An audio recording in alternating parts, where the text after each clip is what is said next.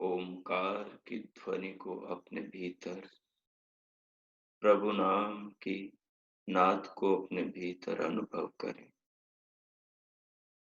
आपके होठों से जो प्रभु नाम की ध्वनि आपके कानों से भीतर आपके अंतर जगत में घुल जाए, इस प्रकार की अपनी स्तुति बनाएं।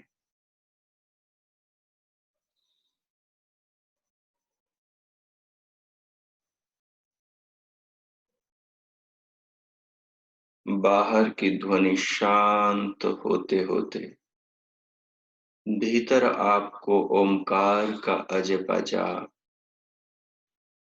मानसिक जप का भी अनुभव होने लगे।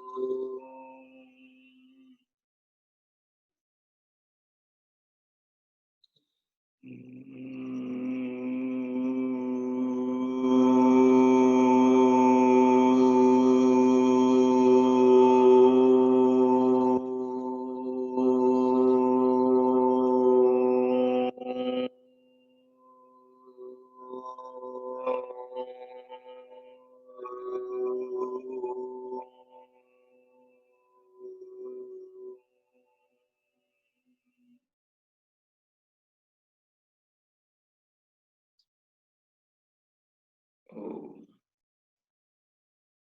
अमृत ध्यान साधना प्रभात सत्संग में आप सभी साधक साधिकाओं का हार्दिक स्वागत है। आइए अब हम थोड़ा प्रभु का गुणगान करते हुए भगवान की महिमा, उनके उपकारों का ध्यान करते हुए उनके प्रति अपनी श्रद्धा भावनाओं से भरे सुमन अर्पण करते हुए उस दीन दयाल जगदाधिकार जगत पिता जगदीश्वर सबकी परम माँ और सबके परम पिता उस भागवत सत्ता को अपना जीवन उसके हाथों से आत्म कल्याण के लिए अर्पण करते हुए आज हम अंतःकरण के विज्ञान को समझने का प्रयास करें। अंतःकरण जो हमारे सूक्ष्म शरीर का विषय है,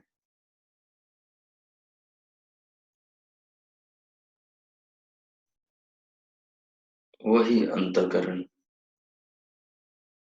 हमारे तीनों शरीरों में अपनी शक्तियों से फैला हुआ है। वही अंतःकरण हमारे पांचों कोषों में अपनी शक्तियों से कार्य करता है। तो आइए अंतःकरण को समझने के लिए भगवान से प्रार्थना करेंगे और भगवान से सहायता, भगवान से इस विज्ञान को समझने में तीव्र मेधा बुद्धि की याचना करेंगे। उससे पूर्व अपने आसन को जांचिए। जिस स्थिति में आप बैठे हैं यदि वो आपके अनुकूल है तो बहुत अच्छा, यदि न्यून है तो जो संशोधन करना हो, बदलाव परिवर्तन करना हो, कर ले। हिलना डुलना हो, आगे पीछे होना हो, टेढ़े मेढ़े हो तो सीधे हो ले। कमर, पीठ और गर्दन को सहजता के साथ सीधा रखें। दोनों हथेलियों को गोद में रख लें, बाईं के ऊपर दाहिनी। दोनों नेत्रों को, पलकों को कोमलता के साथ बंद रखें और अपनी श्वास प्रश्वास को सहज करें। उस पर दबाव, उसमें तीव्रता, वो सब नहीं हो। श्वास प्रश्वास को, प्राण के आवागमन को सम करें, सहज करें, मृदु करें, सुखदायी बनाएं।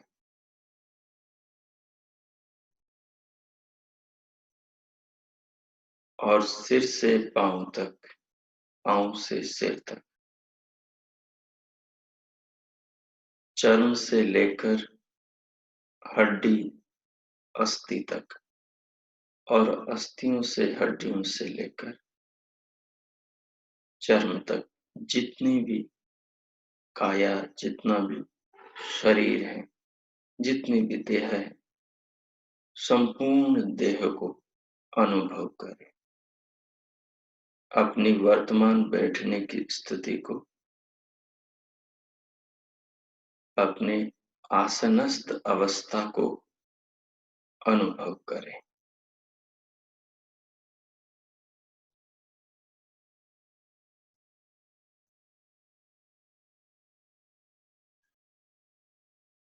सहज श्वास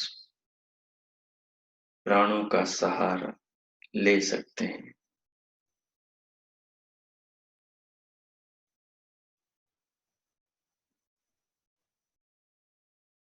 साथ साथ में दोनों कानों से आती ध्वनि, दोनों कानों के भीतर जो दिव्य स्रोत्र सुनाई देता है, जो नाद सुनाई देती है, जो शरीर के भीतर भगवान के बनाए सारे पुर्जों की आवाज सुनाई देती है,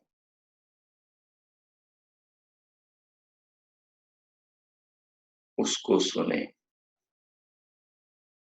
और जो भीतर की दिव्य दृष्टि से भ्रिकुटी के अंदर प्रकाश दिखाई देता है, उस दिव्य दृष्टि को भी खोलें, उससे भी अपने भीतर झांकें। धीरे धीरे सारी शरीर के ऊपर की चेतना को समेट कर अपने भीतर ले जाए, जिसे प्रत्याहार कहते हैं। ये प्रशिक्षण काल होने के कारण आपकी दोनों श्रोत्रने इंद्रियां तो बाहर ही रहेगी, वो तो बहिर्मुखी ही रहेगी। उन्हीं से मेरे शब्दों को पकड़ पकड़ के आप भीतर काम करते रहें।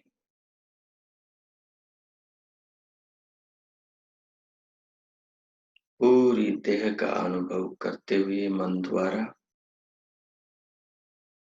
और अपने शरीर के भीतर बह रही, चल रही, बज रही भगवान की दिव्य नाद रूपी वीणा को सुनते हुए बाहर के सूर्य की भांति भीतर के दिव्य दृष्टि के सूर्य के प्रकाश पुंज को महसूस करते हुए मस्तिष्क से हृदय और हृदय से मस्तिष्क, इसी यात्रा के बीच सारे शरीर की सारी गतिविधियों का कार्यकलाप निरंतर चलता रहता है। मस्तिष्क अपनी संवेदना, अपने ज्ञान वाहक, क्रिया वाहक सूत्रों को, संदेशों को, सूक्ष्म तंतुओं को, नाड़ियों में प्रकंपनों को, संवेदना वेदनाओं को, संदेशों को हृदय तक भेजता रहता है। और हृदय के अंदर जो अंतःकरण है, वो मस्तिष्क के अंदर उन सूचनाओं को भेजता रहता है। इनमें जो बदलाव, जो परिवर्तन आता है, उसका परिणाम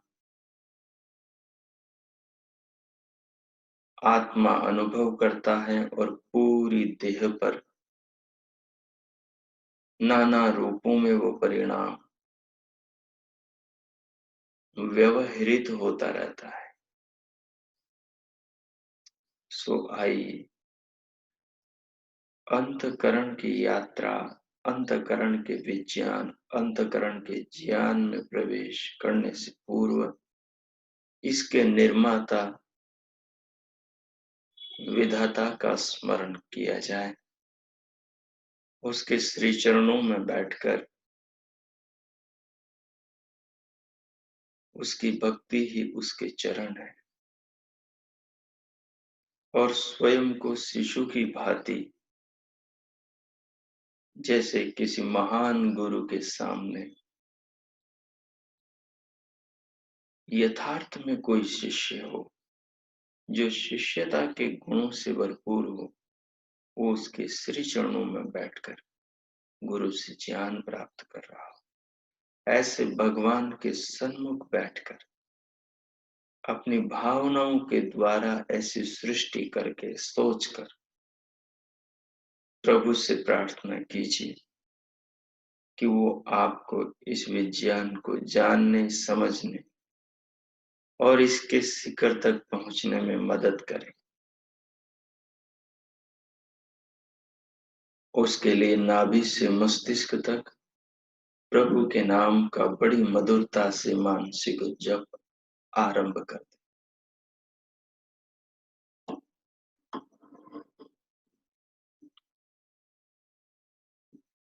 और राजयोग कहता है, महर्षि भगवान पतंजलि महाराज कहते हैं,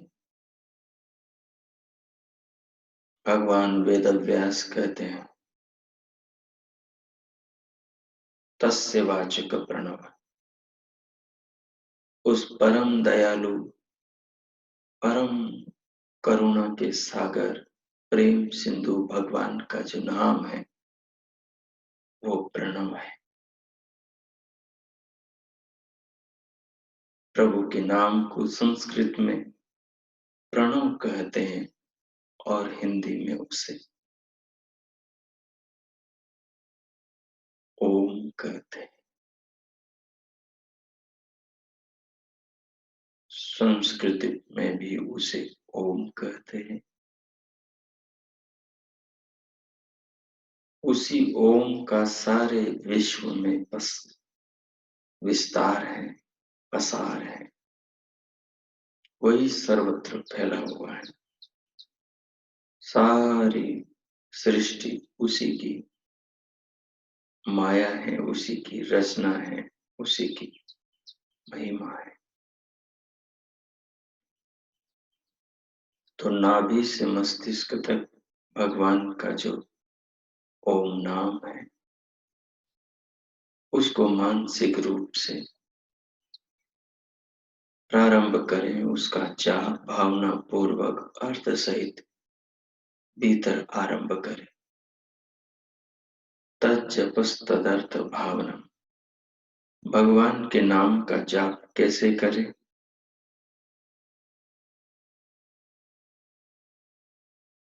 तो महर्षि व्यास ने बताया, भगवान पतंजलि ने बताया, तज्जपस तदर्थ भावना। प्रभु के जिस नाम का जाप कर रहे हो, उस नाम का जो अर्थ है, उस अर्थ की अपने मन में भावना बनाओ। ओम का अर्थ सर्वरक्षक। प्रभु हमारी सब प्रकार से रक्षा कर रहे हैं। इस भावना के साथ भगवान का नाम का जाप करो।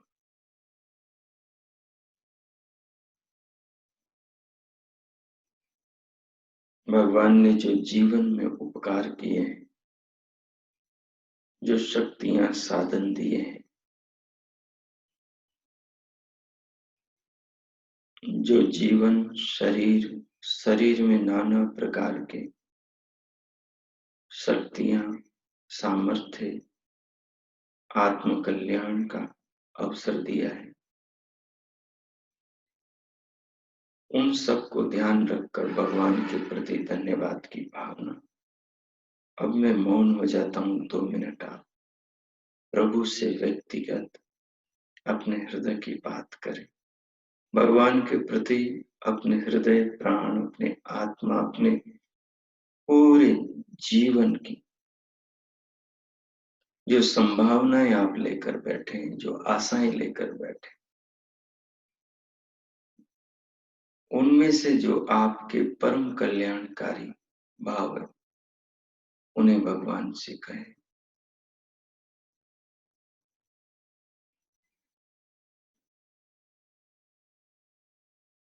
भगवान वही इच्छाएं पूरी करते हैं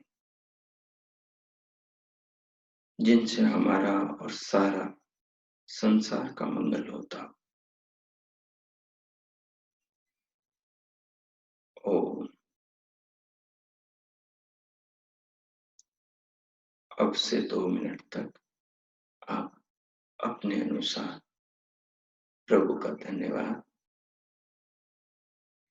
और प्रभु से प्रार्थना करें कि अंतःकरण को समझने में वो आप पर कृपा करें, आपकी मदद करें। ओम।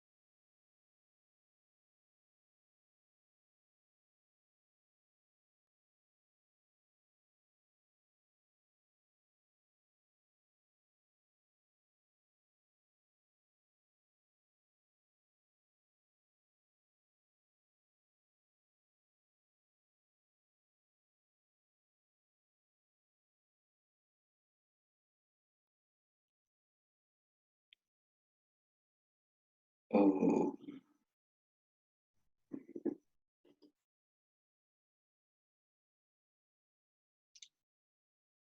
इस प्रकार भगवान से प्रार्थना करते हुए अब आइए हम अंतःकरण को पहले समझें।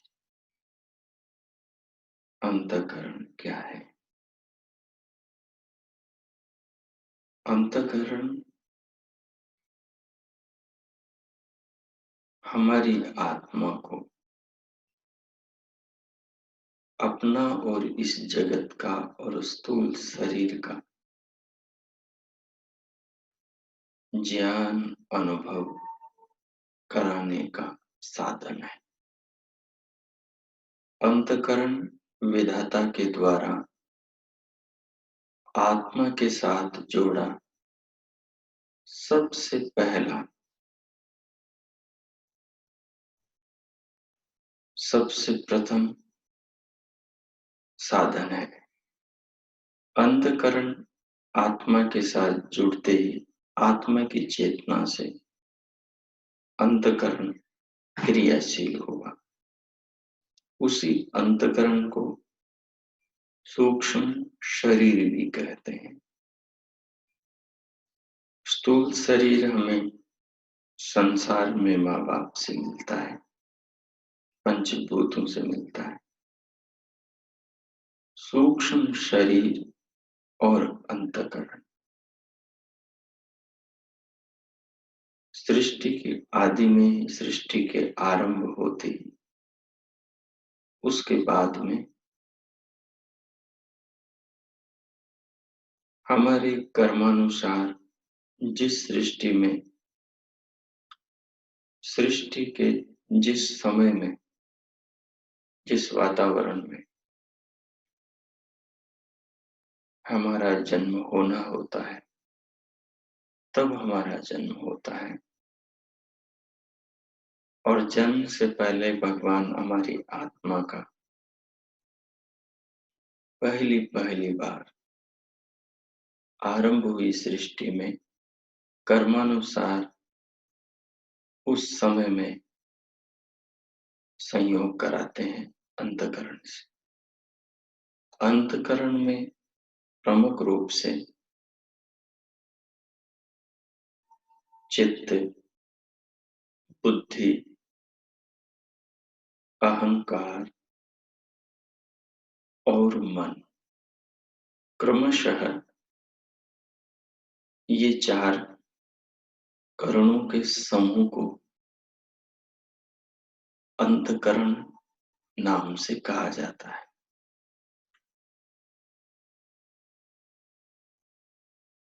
जब ये चारों करण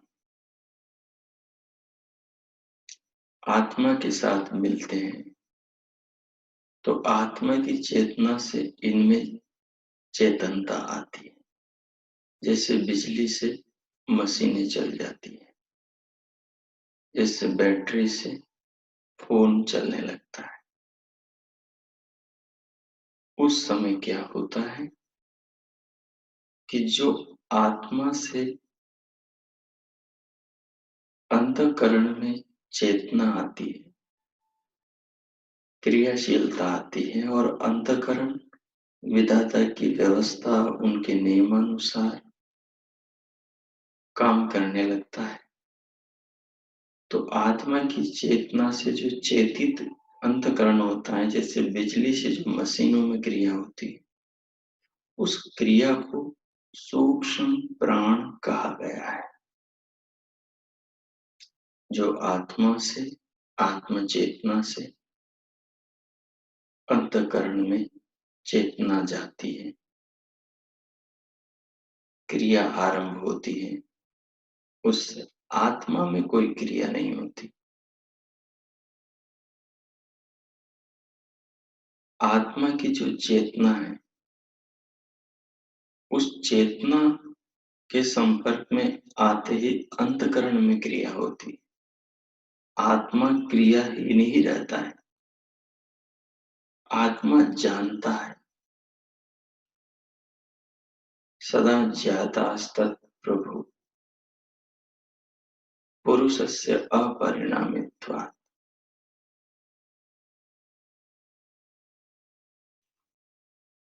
तो आत्मा सदैव अंतःकरण को जानता रहता है, इसलिए अंतःकरण का आत्मा प्रभु है। और इसी कारण आत्मा अपरिणामी है। और चित्त, बुद्धि, अहंकार और मन, ये सारे परिणामी हैं। ये जो अंतःकरण के चारों घटक हैं, इनमें चारों का कार्य अलग अलग है।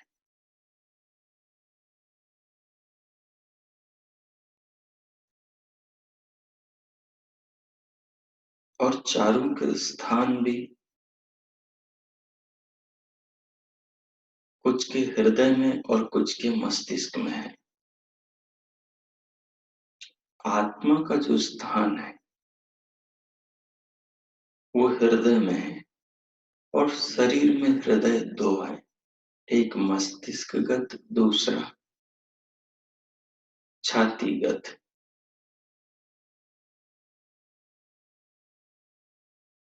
विद्वानों के इनमें मतभेद है, परंतु जो अनुभवी साधक हैं,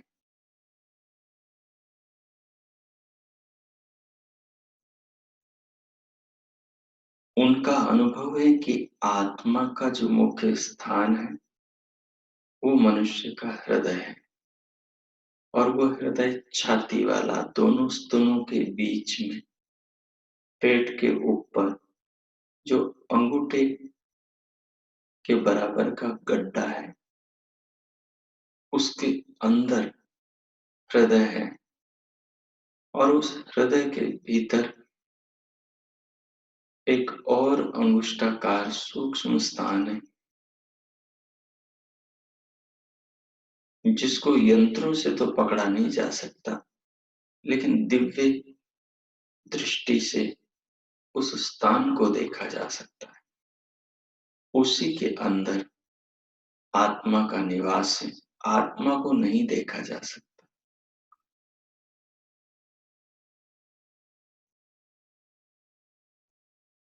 जहां आत्मा का निवास है हृदय में, उस आत्मा के अंदर परमात्मा का निवास है। आत्मा की जो मुलाकात, आत्मा को जो अनुभूति होती है, वो अपने ही ज्ञान के आधार पर अपने ही भीतर परमात्मा की कृपा से होती है।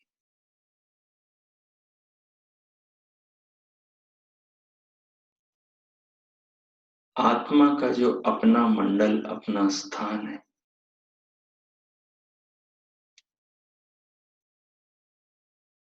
उसके चौकोर, उसके आजू बाजू सब ओर जैसे फल के भीतर गुठली होती है, गिरी होती है, जैसे नारियल के भीतर उसकी गिरी होती है, ऐसे ही जो चित्त है, उस चित्त के अंदर आत्मा है, ठीक उस फल की गुठली, फल के बीज, फल की गिरी की भांति।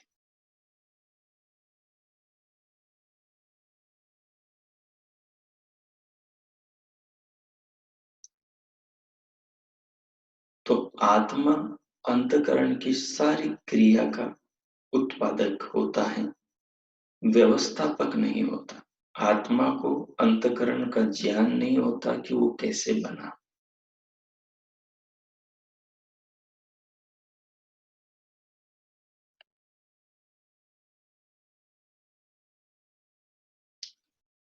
परंतु आत्मा की चेतना से अंतकरण कार्य करता है।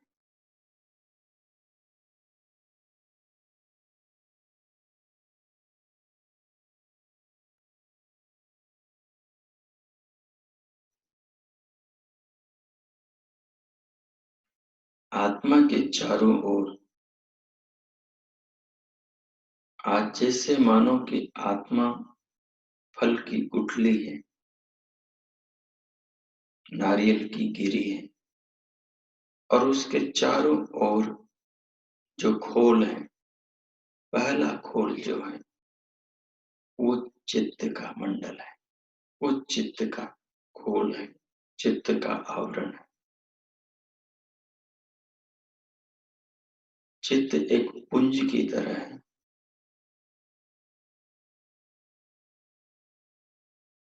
जैसे एक दीपक जलाते हैं अंधेरे में, काली रात में, तो उस दीपशिखा के आजू बाजू प्रकाश के कण फैले हुए होते हैं। वो प्रकाश के जो कण हैं, उनसे आसपास का स्थान रोशन हो जाता है। जैसे बल्ब जलता है, तो बल्ब में जो लाइट होती है, उसके प्रकाश की किरणें फैलती, ज्यों ज्यों दूर जाती हैं त्यों त्यों कमजोर हो जाती है, और पास में बड़ी तेज होती है। ठीक इसी प्रकार जैसे मणि होती है, मणि का अपना प्रकाश होता है।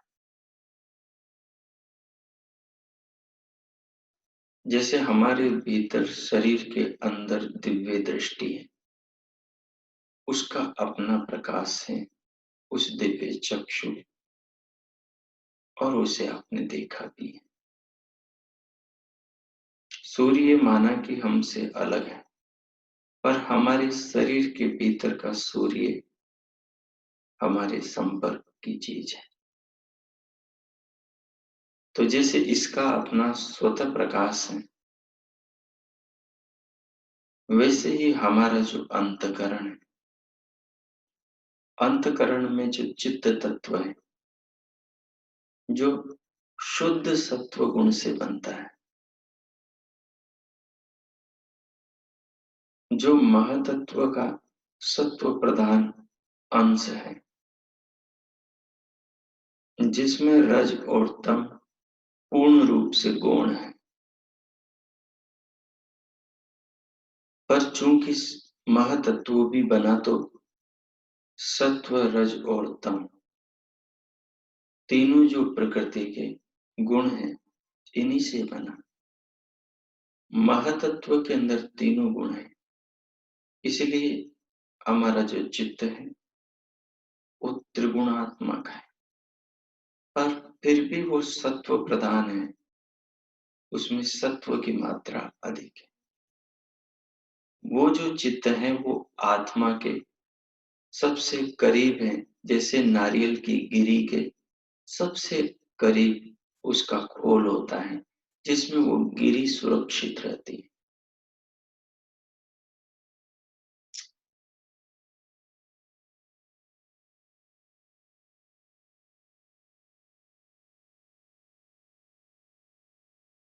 उस गिरी के ऊपर जो पहला खोल है, पहला आवरण, जो मजबूत उसकी कपाल है, जिसमें वो बीच में है, उसके बाहर भी कुछ होता है। उसके बाहर गूदा जैसा छिद्रा हुआ,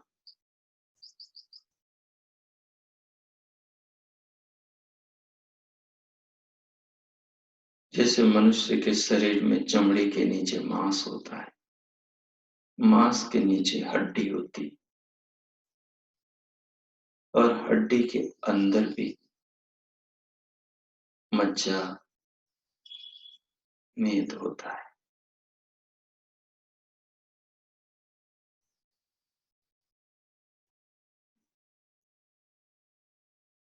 तो आत्मा के बाहर जो आवरण है वो है चित्त का आवरण,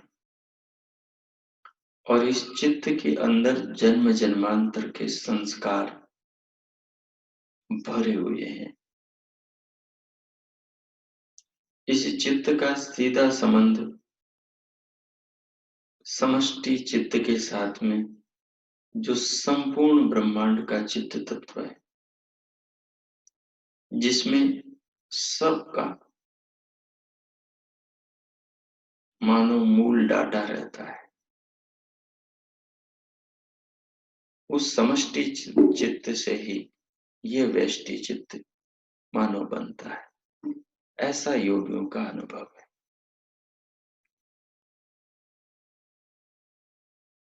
तो वो जो चित्त तत्व है वो आत्मा के अति करीब है, सबसे निकट वही है। तो आत्मा की चेतना से जब चित्त चेतनावान होता है तो उसमें जो जन्म जन्मांतरों की जो स्मृतियां हैं वो स्मृतियां गतिशील होती है। जैसे पानी में पत्ते तैरते हैं, जैसे पानी के भीतर मछलियां तैरती हैं, इधर उधर आगती भागती जागती ऊपर नीचे आती जाती रहती है। ठीक उसी प्रकार हमारे संस्कार जो बहुत सूक्ष्म रूप में रहते हैं, इतनी सूक्ष्म तरंगे की जिन्हें देखा भी इन चरण चक्षुओं से न जा सके, वो आगती भागती रहती है। लेकिन वो अनुसरण करती हैं कि शरीर किसका है। चित्त के भंडार में जन्म जन्मांतरों के नाना योनियों के संस्कार हैं, लेकिन शरीर वर्तमान में किस योनि का मिला है। मनुष्य योनि का, पशु का, पक्षी का, स्थावर पेड़ पौधों का। जिस योनि का शरीर मिला उस योनि के उस शरीर से संबंधित ही संस्कार उदित होके ऊपर आते हैं।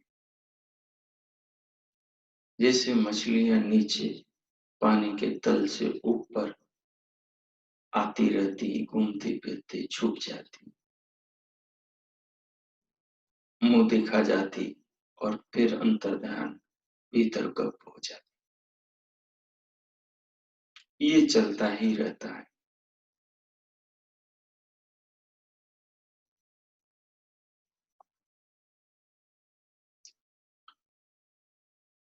इसके बाद अंतकरण चित्त के बाद अगला तत्व है अहंकार।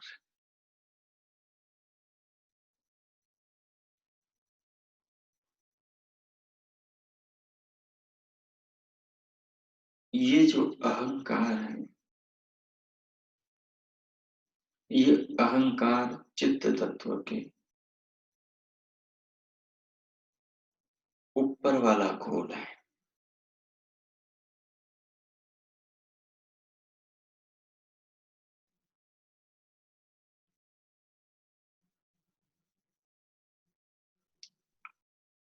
अहंकार ये जो चित्त तत्व है,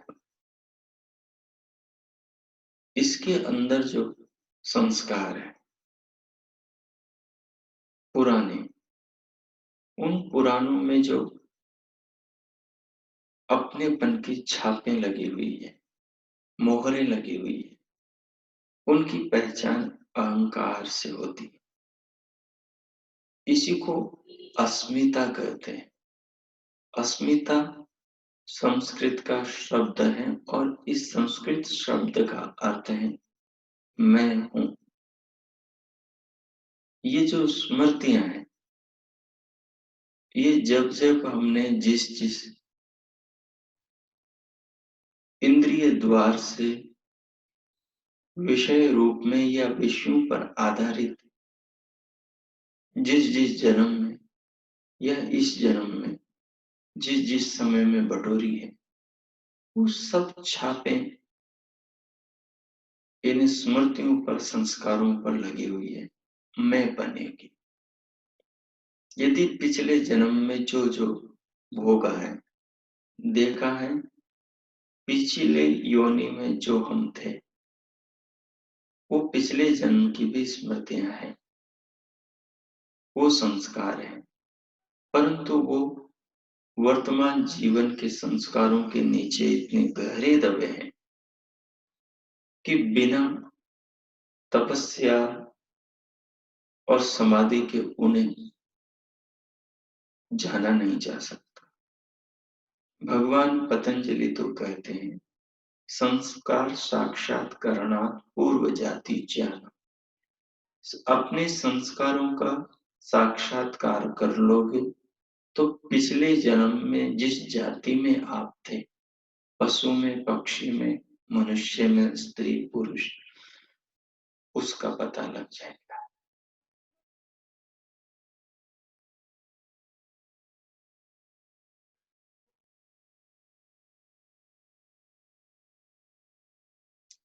तो जितनी भी वृत्तियां, विचार और उनका पूर्व रूप जो संस्कार इस चित्त में भरा हुआ है, उस सब में जो मैंपन की छाप लगाने वाला है, वो अहंकार चित्त के बाद आत्मा का आवरण है मानो। जैसे एक प्याज की कल्पना करो आप, जिसको संस्कृत में प्लांडु बोलते हैं। उसके भीतर की जो मिज्जी है उसे समझो आत्मा। उसके ऊपर के जो प्याज के छिलके दर छिलके, छिलके पे छिलके, छिलके पर छिलके जो है, परतों पर परतें, परतों पर परतें जो चढ़ी हैं, इसी प्रकार से आत्मा के ऊपर चित्त और चित्त के ऊपर अहंकार है।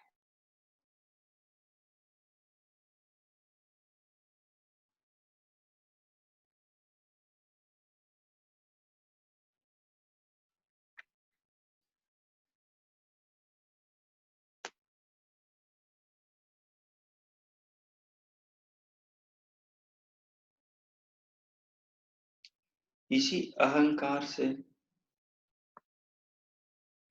इसी अहंकार से ये बोध होता है कि ये मैंने देखा, ये मैंने सुना था, ये मैंने चखा था, ये मैंने अनुभव किया था, ये मैंने जाना था, ये मैंने महसूस किया था।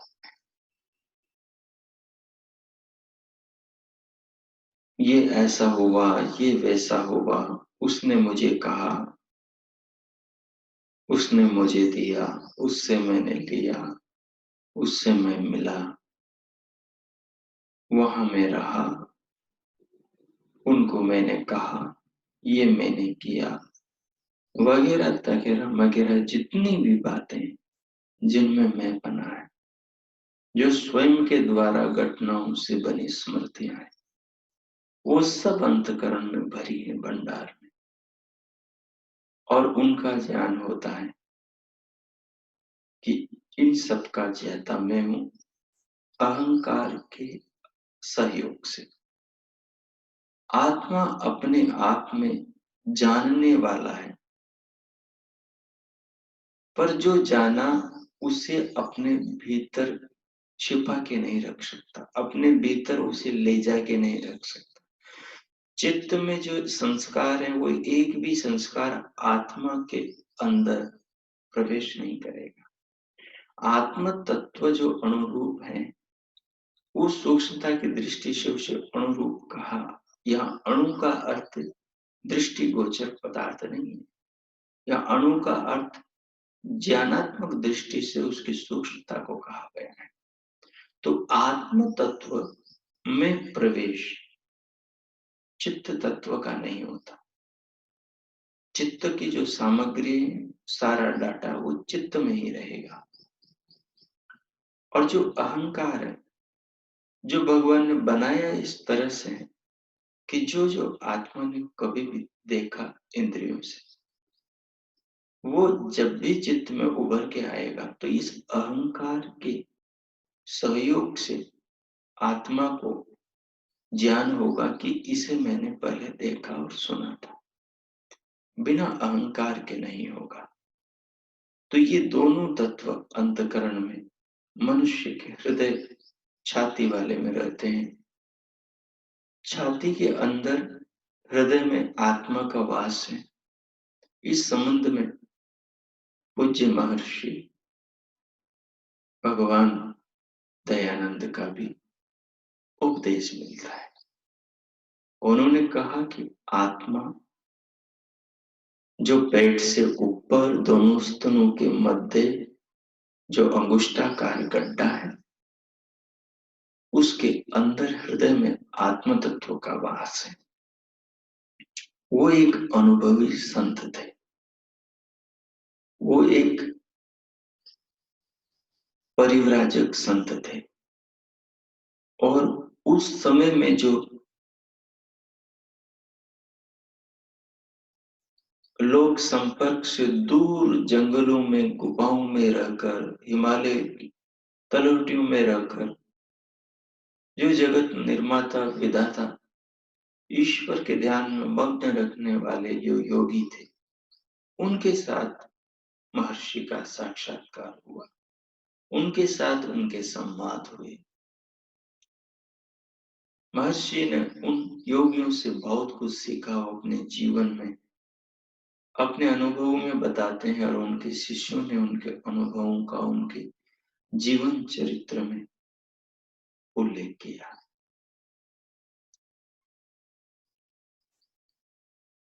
तो हमारे लिए पूज्य महर्षि का अनुभव अधिक मायना रखता है। परंतु हर बात विचारनी है जब तक साक्षात्कार स्वयं को नहीं हो जाता। परंतु पकड़ में आ ही जाना है। यदि भीतर के मार्ग पर चल पड़े हो तो ईश्वर अपनी कृपा से शुद्ध सत्य का बोध करा ही देंगे। निश्चिंतता रहें और ईश्वर में दृढ़ विश्वास रहें। जहां हम अपना सामर्थ्य शून्य अनुभव करेंगे, वहां प्रभु अपने सामर्थ्य से हमारा सामर्थ्य निश्चिंत बढ़ा देंगे। निश्चिंत रहें, संकोच या किसी भी प्रकार की चिंता की कोई बात नहीं। तो आत्म तत्व का वास तो हमारे छाती वाले हृदय में है। कुछ महानुभाव प्रबुद्ध विद्वतगण जिनकी ख्याति वर्तमान लोक में बहुत फैली हुई है, वो अपने शास्त्रीय प्रमाणों, तर्कों, युक्तियों के आधार पर मस्तिष्क वाले हृदय में आत्म तत्व को मानते। होना दोनों में से एक ही जगह है। उनका मस्तिष्क में मानना उनके तर्कों, प्रमाणों और अनेक चीजों, युक्तियों के आधार पर सिद्ध है। परंतु जो अनुभवी संतों का मत है, अभी हम अपना चिंतन उन्हीं के आधार पर करेंगे। दोनों ही श्रद्धेय मत है, दोनों ही सम्माननीय, परंतु अभी दोनों पर अनुसंधान बाकी है। होगा जो अनुभव होगा, उस अनुभव की प्राथमिकता होगी और भगवान सर्वोच्च है। जो साधक स्वच्छ, शुद्ध और ईमानदारी से प्रभु में आस्था रखकर तपस्या करता है, ईश्वर उसे स्वच्छ सत्य मार्ग दिखाई देते हैं। जैसे सृष्टि के आदि में ऋषि मुनियों को बताया, परमात्मा परम करुणामय है। जब हमारी वो स्थिति, योग्यता और पात्रता होगी, तब प्रभु हमें भी अपनी आत्मा का और स्वयं का और देहगत सारे विज्ञानों को अनावृत करके उनका अनुभव करा देंगे। अस्तु, आज इतना ही। शेष अगले अगले बैठक में, अगले ध्यान में करेंगे। इन चीजों को अपने स्मृति में सुरक्षित करें और धीरे धीरे अब प्रभु का मन ही मन धन्यवाद करते हुए भीतर से बाहर आने का प्रयास करें। सर्वप्रथम शरीर पर अपनी चेतना को, शरीर के अंग प्रत्यंगों में जागरूकता लाएं और दोनों हाथों की उंगलियों में सूक्ष्म क्रिया, फिर हथेलियों को ऊपर उठाकर दोनों में घर्षण करते हुए पूरे मुखमंडल का स्पर्श करके उंगलियों के मध्य से पलकें खोलते हुए फिर भीतर से धीरे धीरे बाहर आ जाए।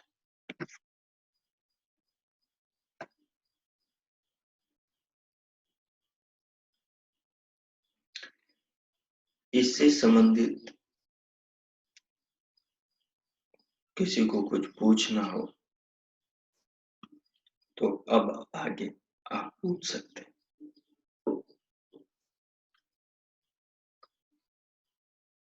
अपना म्यूट खोलें जिन्हें पूछना है।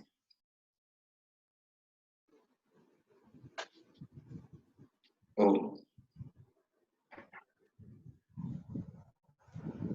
हाँ, माता सुशीला जी कुछ पूछना है? नमस्ते आचार्य जी। नहीं जी, नहीं पूछना, सब समझ में आ गया ठीक से।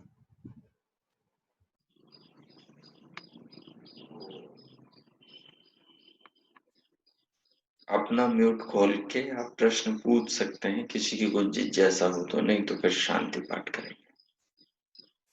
हाँ, संतोष माता जी कुछ पूछना है? संतोष फूटा माता जी। आचार्य जी नहीं, अभी नहीं, फिर अगर कुछ समस्या होगी तो धन्यवाद आपका। शांति पाठ करते हैं। ओ जी।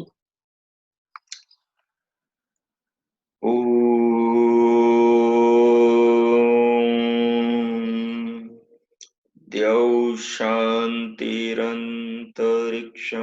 शान्तिः पृथिवी शान्तिरापः शान्तिरोषधयः